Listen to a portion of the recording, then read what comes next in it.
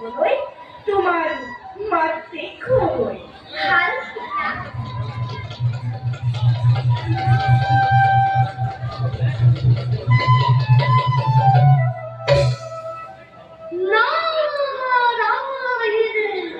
নারায়ণ মহারাজ দেবরেখে ওদের ভাগ্যবান করুন।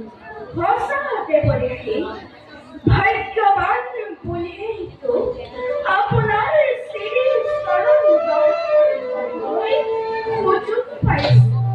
মহারাজ দেবরেখে জানেন আপনার কৃপা স্বয়ং লক্ষ্মী দেবী জন্মগ্রহণ করেছে।